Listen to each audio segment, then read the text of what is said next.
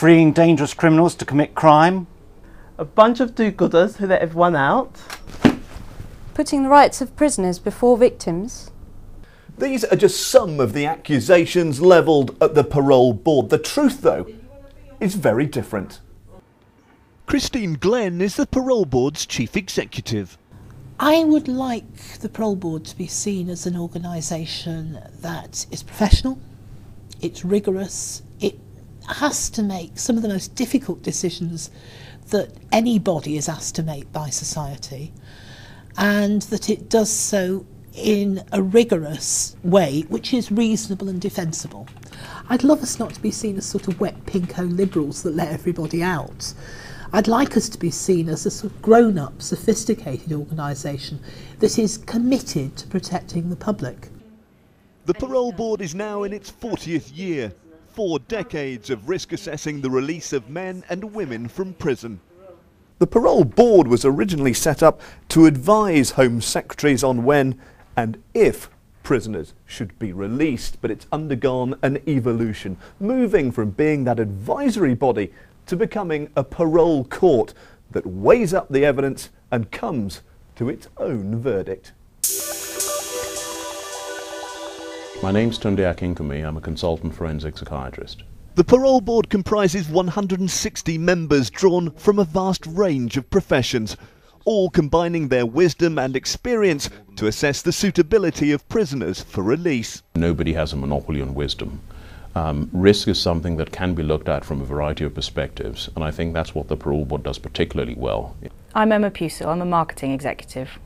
I get a sense of achievement in that I do a job that makes a difference to people's lives, not just the prisoners, obviously, whose cases we consider, but also the general public. We are there fundamentally for the protection of the public. I'm Alana Tesler, I'm a former senior probation officer. I find it both professionally and intellectually satisfying. Professionally because I can build upon the experience that I already have and take that experience onto different levels.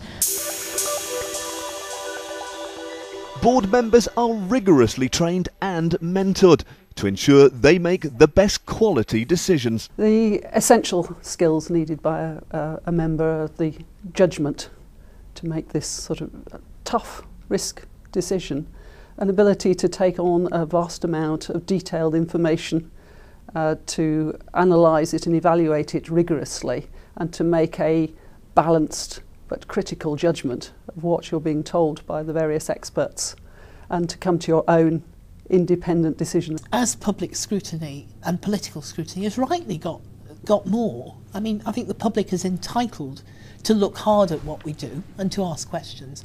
We've tried to boost the quality. So we've improved our recruitment process. We're incredibly rigorous. Our training is much better. In recent years, the parole board has strived to work with stakeholders to promote confidence in the board. I've been very impressed and very pleased, really, because from a kind of frigidity and arm's length approach, I think the parole board realised there is a big problem.